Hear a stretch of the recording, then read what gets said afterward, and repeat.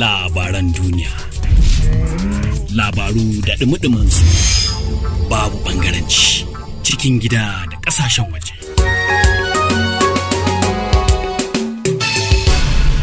Unity.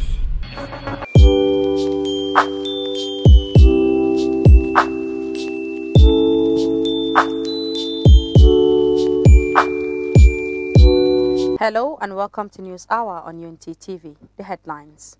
Buhari meets Biden at the White House amid US-Africa summit. Bank reconfigure ATMs, new Naira enters circulation today. Stakeholders want world-class hospital as parting gift from Buhari. And on the foreign scene, Kenya's first daughter denies using public money. And those were the headlines, and for details and more of the story, I am Rukayat Sani Ibrahim. President Muhammadu Buhari met with the United States President Joe Biden in Washington, D.C. on Wednesday. Photos shared by the presidency show Buhari in a meeting with Biden and the U.S. Secretary of State Antony Blinken at the White House on the sidelines of the US-Africa Leaders Summit. Buhari departed from Abuja on Sunday to join other African leaders for the summit and aim at rebooting U.S. relations on the continent in Washington, D.C. The US-Africa Summit, which began in 2014, according to the U.S. government, will demonstrate the U.S. enduring commitment to Africa and will underscore the importance of U.S.-Africa relations and increase cooperation on shared priorities.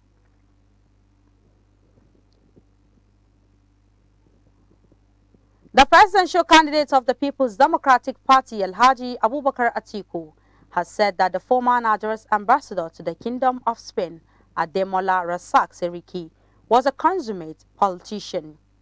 Atiku, who disclosed this in a condolence message on Twitter, noted that the late envoy served the country meritoriously.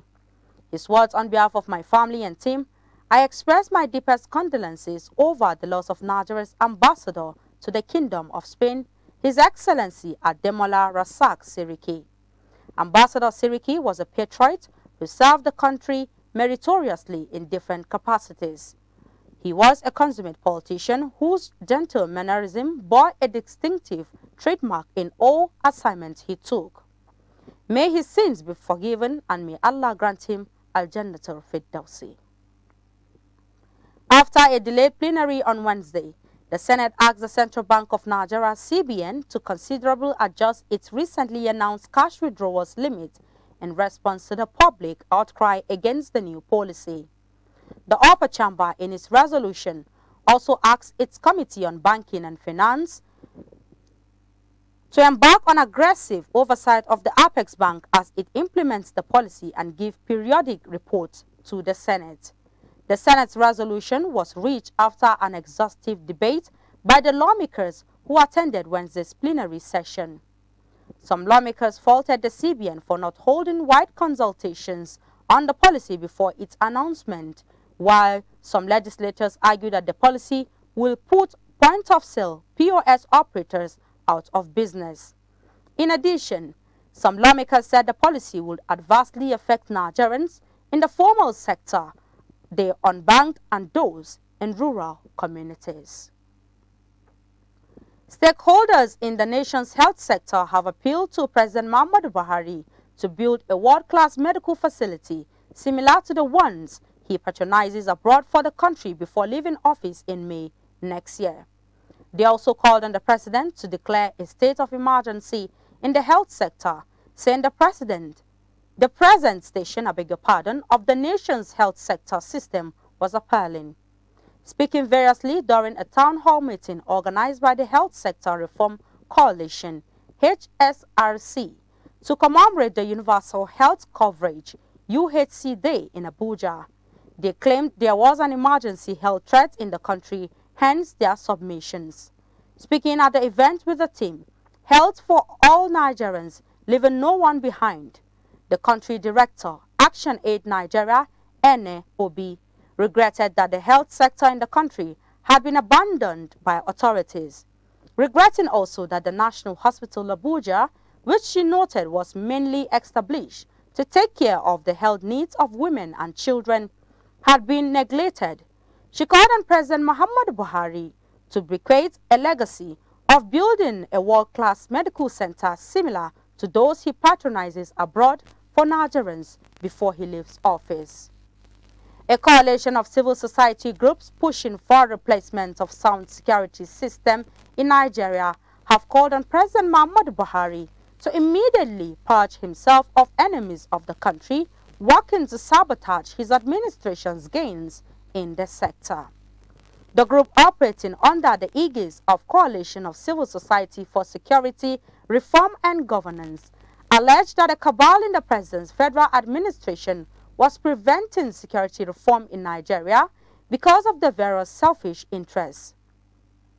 In a statement on Wednesday, the coalition said unless the president rises to the occasion of relieving those glaring holding down his administration's progress, especially in the security sector, his promise of bequeathing a better secured country to the citizens will be wishful thinking. The coalition statement, signed by its national coordinator, Dr. Muhammad Gidadu, and National Secretary, Dr. Mrs. Funke Egbagbe, insists that the president must immediately purge himself of the influence of cabals who are against security architecture reforms in the country. A Kano State High Court has sentenced one Aisha Kabir to death by hanging for killing her neighbor, Bahija Abubakar. Justice Amina Adamu found her guilty of using a knife to stab her neighbor to death because she called her a prostitute. The defense counsel, Awal Abubakar Ringim, said he will study the judgment before going for an appeal. On his part, a relative of the deceased, Alami Abbas, expressed delight over the judgment. Also, the prosecution, led by Lamido Abba Soran Dinki, said justice will serve as a lesson to others. As ministries, departments and agencies commence the defense of their budgets on Wednesday, 14 December 2022, at the Plateau State House of Assembly, House Committee Chairman on Health, Honorable Philip Dasun, has commended the performances of health institutions despite the insufficient release of funds as a result of economic pressure, low internally generated revenue, and inflow from FAAC. Dasun said all institutions performed far above expectations, especially College of Health Zawan, College of Health Pangshin, College of Nursing and Midwifery VOM, and the Plateau State Specialist Hospital, who exceeded their project IGR. Speaking to press, Dasun said although there were some variations observed in figures and miscommunication between some of the institutions like College of Health Zawan and the Budget Office, the institutions were asked to go back and reconcile their figures so that all will tally with the actual figure before the budget could be given third reading and eventual passage. On his part, Speaker of the Plateau State House of Assembly, Right Honorable Yakubu Yakson Sanda, who monitored the defense proceedings by different House committees like Women, Youth and Sports, Water Resources, Finance, Health, Judiciary, among others, said he was impressed and assured Plateau people that the budget will be timely passed to avoid any lacuna, despite the hurdles as a result of the warning strike by civil servants, as supported by our correspondent of the House of Assembly, Pam Dunquist. On the foreign scene, following a national outcry, the daughter of Kenya's president has denied that public money is being used to fund what she calls the office of the first daughter. Since her father's inauguration in September, Ms. Ruto has held several high-profile events and meetings under the title. In Kenya law, no such office exists. Many Kenyans online have been expressing anger over her engagements and asking who is funding them. Ms. Ruto has been meeting leaders across the country and attending international forums with foreign dignitaries since her father, William, became president. In one video being shared widely online, Ms. Ruto is seen speaking to an audience at the summit in Tanzania, where she introduces her team from Kenya, including her advisor and another who is the head of trade and investment at the office of the first daughter. The audience appeared to respond loudly with claps and some laughter. She became one of the top Twitter trends in Kenya on Wednesday as people asked whether she was using taxpayers' money. She responded with a statement saying, "The office of the first daughter is a private entity. It is neither a constitutional office nor is it being funded by the Kenyan taxpayer." And in sports, France set up a World Cup final showdown against Argentina as Randall Kolo Muani's goal 44 seconds after coming off the bench helped secure a 2-0 victory over Morocco in the last four. Reigning champions France, seeking to become the fourth side to win back-to-back World Cups since Brazil in 1962, took the lead after only 5 minutes when Theo Hernandez finished acrobatically from close range, but they were made to work for the win. Morocco, the first African side in history to contest a World Cup semi-final following historic wins over Spain and Portugal, were roared on by another partisan crowd at Al Bayt Stadium and subjected France to heavy pressure, with Jawad El Yamik striking the post as they fought valiantly despite injuries to key players.